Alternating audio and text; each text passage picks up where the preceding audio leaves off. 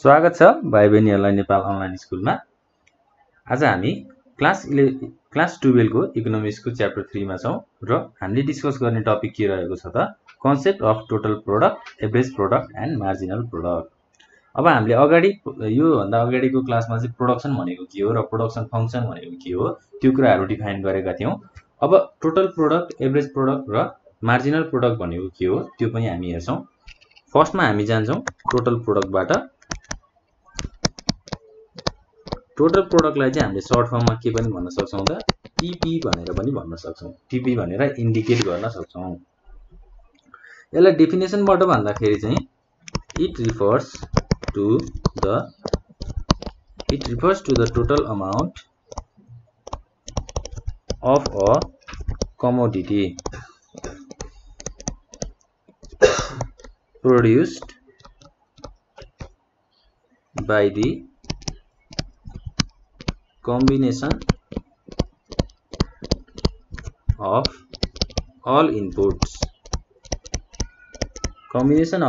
inputs in a given period of time। के भनेको छ त total amount of commodity produced हैन। अब सामानहरु टोटल उत्पादन हुन्छ कति त जस्तै इनपुटहरु कति लगाएको छ, इनपुट र टाइमको कम्बिनेसनमा निस्किने टोटल प्रोडक्ट अथवा सामानहरुको एउटा कमोडिटी हैन टोटल प्रोडक्सनलाई चाहिँ हामीले के भन्ने रहेछौं त टोटल प्रोडक्ट भनेर भन्ने रहेछौं। अब यसलाई चाहिँ हामीले म्याथमेटिकली हेर्दाखेरि के भन्न सकिन्छ त TP = AP * n where TP भनेको के भयो त हाम्रो टोटल प्रोडक्ट भयो। टोटल प्रोडक्ट = AP भनेको चाहिँ एभरेज प्रोडक्ट इन्टु n भनेको के हो त total number of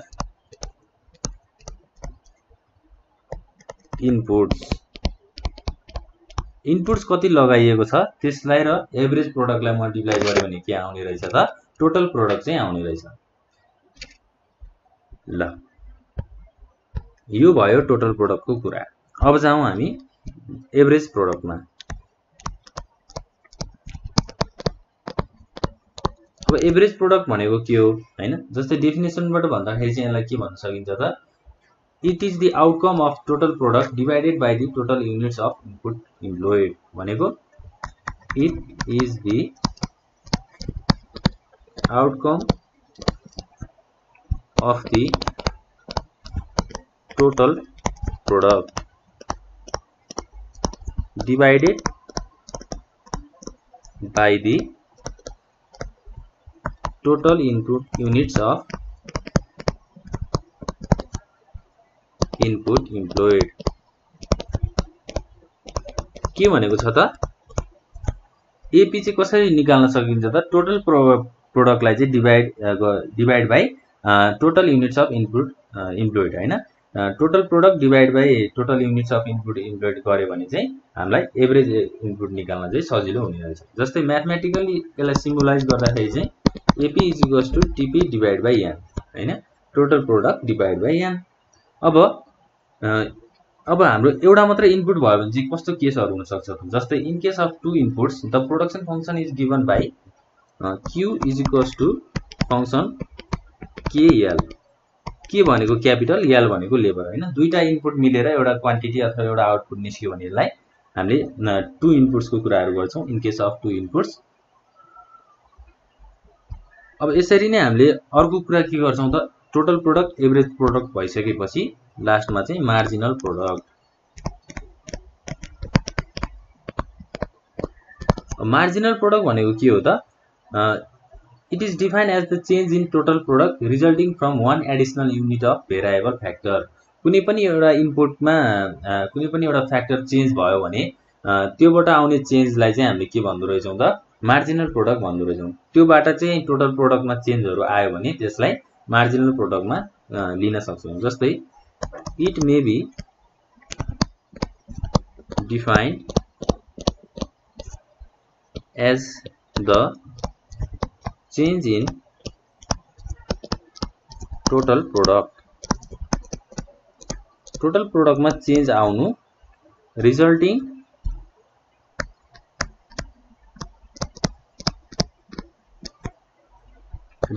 from one additional unit of variable factor हैन टोटल प्रोडक्टमा चेन्ज आउनु resulting from one additional unit हैन कुनै पनि इनपुटहरुमा भेरिएबल फ्याक्टरमा एउटा चेन्जहरु आयो भने टोटल प्रोडक्टमा चेन्ज आयो भने मार्जिनल प्रोडक्ट भन्छौं भनेर भनेको छ यसलाई म्याथमेटिकली लिँदाखेरि चाहिँ हामीले के भन्न सकिन्छ त जस्तै MP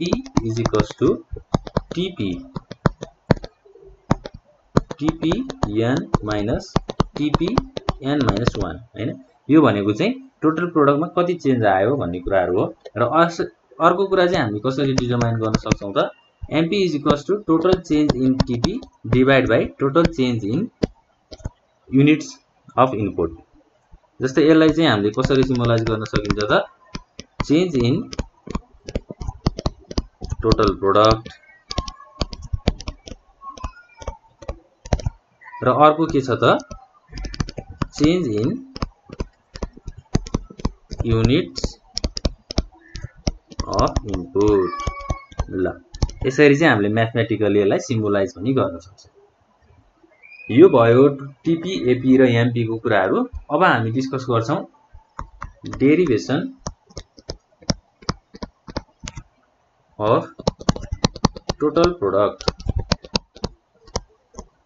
त्यसैगरी एभरेज प्रोडक्ट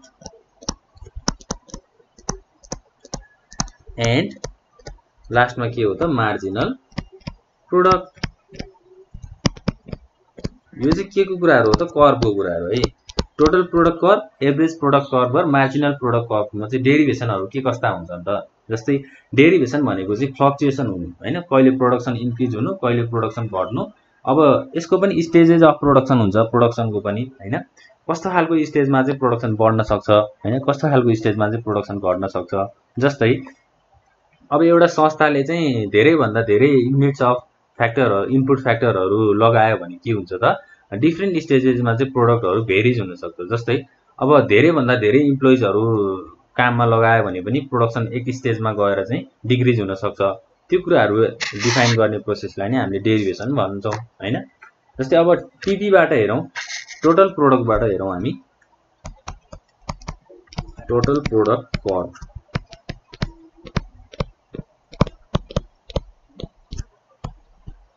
अब यसलाई हामीले एउटा टेबलबाट अथवा शेड्युलबाट हेर्दाखेरि चाहिँ कसरी इन्डिकेट गर्न सकिन्छ त भन्दा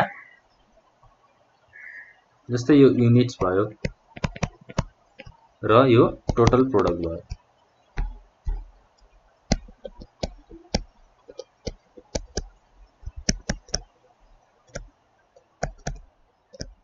हैन जस्तै युनिट अफ लेबरमा 0 छ भने टोटल प्रोडक्ट 0 भयो त्यसपछि युनिट अफ लेबर 1 बढ्दै गएपछि टोटल प्रोडक्ट 6 आयो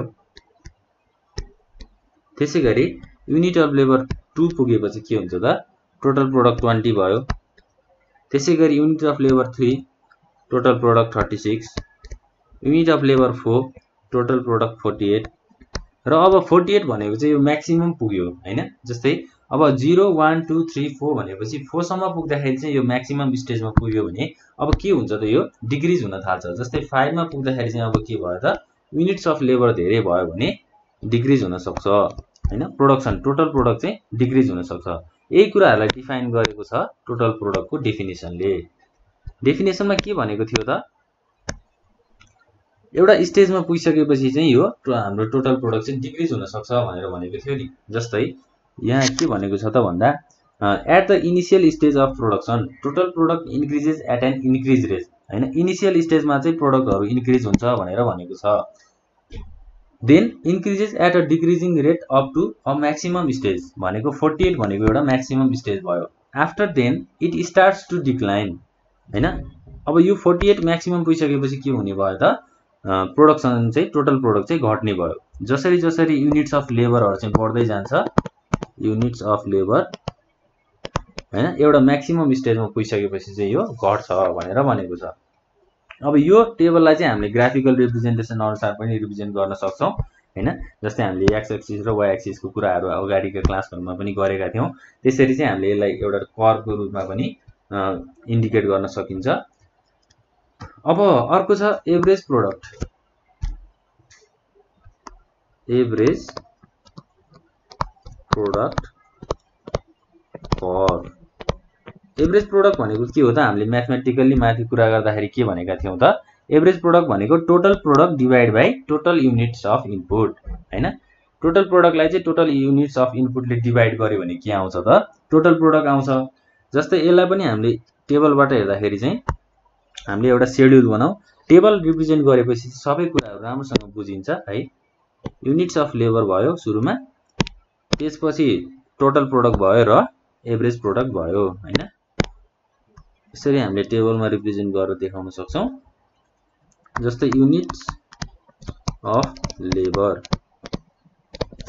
टोटल प्रोडक्ट जसलाई हामीले टिपी भन्छौं, र अर्को के भयो त? एभरेज प्रोडक्ट भयो जसलाई हामीले के भन्छौं त? एपी भनेर भन्छौं।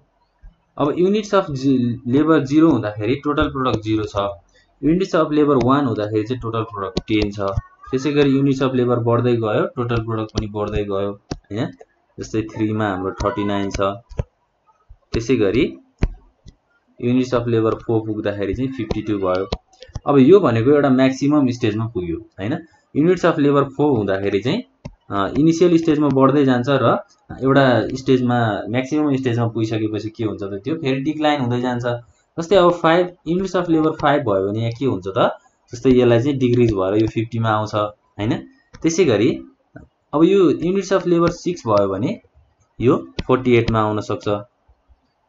अब एभरेज प्रोडक्ट कर्व चाहिँ कहिले पनि माइनसमा जाँदैन है। यो चाहिँ कहिले पनि नेगेटिभ हुँदैन।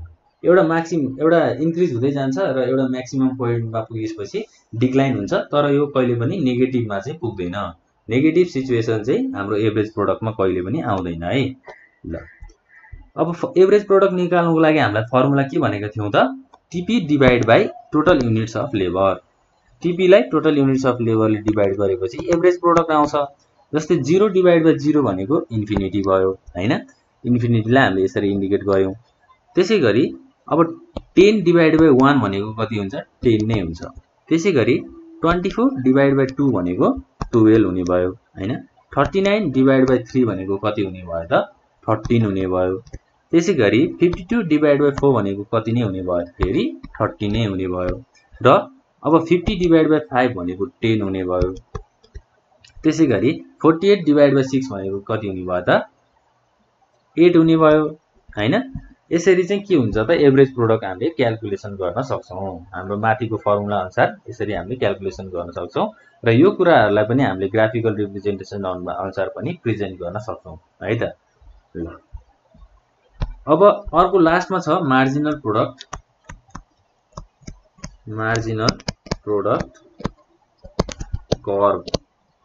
यसलाई हामीले माथि डेफिनेसनमा यो भन्दा अघिल्लो चोटी हामीले मार्जिनल प्रोडक्टको डेफिनेसन गर्दाखेरि चाहिँ के भनेका थियौं त? At the initial stage of production MP rises हैन। इनिशियल स्टेज भनेको चाहिँ फर्स्ट स्टेप अफ प्रोडक्सन, उत्पादन गर्ने पहिलो स्टेजमा चाहिँ मार्जिनल प्रोडक्ट चाहिँ बढ्छ, राइज हुन्छ र एउटा म्याक्सिमम पोइन्टमा पुगिसकेपछि यो डिक्रिज हुन्छ, डिक्लाइन हुन्छ। When total product is maximum marginal product becomes 0। Total product maximum भइसकेपछि हैन मार्जिनल प्रोडक्ट के हुन्छ त? 0 हुन्छ भनेर भनेको छ। यसलाई हामीले टेबलबाट रिप्रेजेन्ट गरेर बुझ्न सक्छौं हैन। यो चाहिँ अब नेगेटिभमा पनि जान सक्छ हैन। यसको चाहिँ नेगेटिभ पक्षहरु पनि छ, त्यो पनि हामीले टेबलमा डिस्क्राइब गर्छौं। जस्तै पहिला हामी एउटा टेबल बनाऊ। यो टेबलमा चाहिँ युनिट्स अफ लेबर एउटा कोलम भयो। त्यसैगरी टोटल प्रोडक्ट र मार्जिनल प्रोडक्ट दुईटा भयो। यसरी ड्र गरेर हामीले फिगरहरु बनाउन सक्छौं। त्यसैगरी units of labour, total product र मार्जिनल प्रोडक्ट।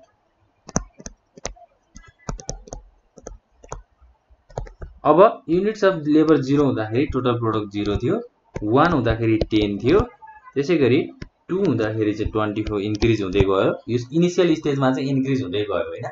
जस्तै 3 हुँदाखेरि 39, 4 हुँदाखेरि चाहिँ 52, त्यसै गरी 5 हुँदाखेरि 61, 6 हुँदाखेरि चाहिँ 66, 7 हुँदाखेरि के भयो त 66 नै भयो हैन। म्याक्सिमम पोइन्टमा पुगेपछि इक्वल भयो नि अब हैन। 66 र 66 भनेको जस्तै युनिट अफ लेबर 6 हुँदाखेरि 66 नै भयो total product, unit of labour 7 हुँदाखेरि पनि 66 नै भयो। अब 8 मा पुग्दाखेरि यो के हुन्छ त डिक्लाइन हुँदै जान्छ अथवा डिक्रिज हुन्छ।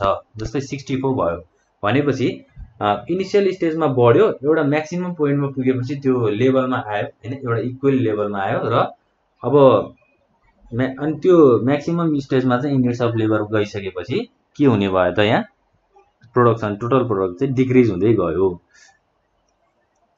अब मार्जिनल प्रोडक्ट कसरी निकालिन्छ हैन, मार्जिनल प्रोडक्ट निकाल्ने प्रोसेसहरु पनि थाहा पाउनु पर्यो। जस्तै अब कसरी निकाल्न सकिन्छ त मार्जिनल प्रोडक्ट, जस्तै अब फर्स्ट स्टेजमा त हाम्रो 0 नै हुने भयो। त्यसपछि मार्जिनल प्रोडक्ट निकाल्ने फर्मुला हामीले के भनेका थियौं त टोटल प्रोडक्टको डिफरेन्शिएट अथवा मार्जिनल प्रोडक्ट चाहिँ total change in total product divide by units of labour, यसरी पनि हामीले क्याल्कुलेट गर्न सक्छौं। त्यसैगरी अर्को के छ त जस्तै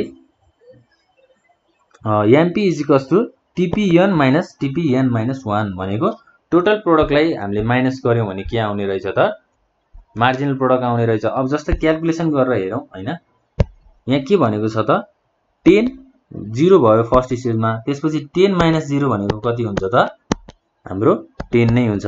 त्यसैगरी 24 - 10 भनेको 14 भयो, 39 - 24 भनेको 15 भयो, 52 - 39 भनेको 13 भयो र 61 - 52 भनेको 9 हुन्छ। त्यसैगरी 66 - 61 भनेको कति हुन्छ त 5 हुन्छ। र अब यो स्टेजमा चाहिँ के भयो त 66 - 66 भनेको कति हुन्छ त 0 हुन्छ। त्यसपछि लास्टमा 64 - 66 भनेको -2 भयो। यो 0 चाहिँ कसरी आयो त मेन कुराहरु चाहिँ यहाँ छ है। यो 0 ले चाहिँ हामीलाई के इन्डिकेट गर्छ त हामीले माथि डेफिनेसनमा के भनेका थियौं त जस्तै एउटा म्याक्सिमम पोइन्टमा पुग्छ र when total product is maximum marginal product becomes 0। Total product maximum भइसकेपछि यहाँ के भयो त मार्जिनल प्रोडक्ट चाहिँ 0 आयो हैन। ल यही हो हाम्रो मार्जिनल प्रोडक्ट कर्वको डेफिनेसनले पनि यही नै भन्छ र हामीले टेबल अनुसार पनि यो कुराहरु चाहिँ रिप्रेजेन्ट गरेर हेर्यौं हैन। बुझ्नलाई एकदम सजिलो छ। टोटल प्रोडक्ट म्याक्सिमम भइसकेपछि यसको मार्जिनल प्रोडक्ट चाहिँ 0 आउने भयो। कति सजिलो छ है। ल यसैगरी चाहिँ अब हामीले average product curve, marginal product curve र टोटल प्रोडक्ट कर्वको चाहिँ हामीले ग्राफिकल रिप्रेजेन्टेसन पनि गर्न सक्छौं। जस्तै हामीले यसरी y एक्सिस र x एक्सिस डिफाइन गरेर हैन यो डेटाहरुलाई चाहिँ हामीले यसरी कर्वमा इन्ट्री पनि गर्न सक्छौं है। ल त्यो कुराहरु चाहिँ हजुरले गर्नु होला। अब सजिलो छ, हाम्रो केही पनि गाह्रो छैन। यो कुराहरुलाई एकदमै ध्यान दिनु होला, एक्जाममा हामीलाई सोधेको पनि छ यो। अब बुकहरुमा पनि यसको आफ्नो रेफरेन्सहरु लिन सक्नुहुन्छ तपाईहरुले हैन, बुकहरु हेरेर पनि बुझ्न सक्नुहुन्छ। कुनै पनि कन्फ्युजन भयो हैन, कुनै पनि समस्याहरु आयो भने चाहिँ हामीलाई भन्नु होला, हामी सकेसम्म हजुरहरुलाई हेल्प गर्ने प्रयास गर्छौं। यति भन्दै अब आजको क्लास यही हुन्छ। Thank you.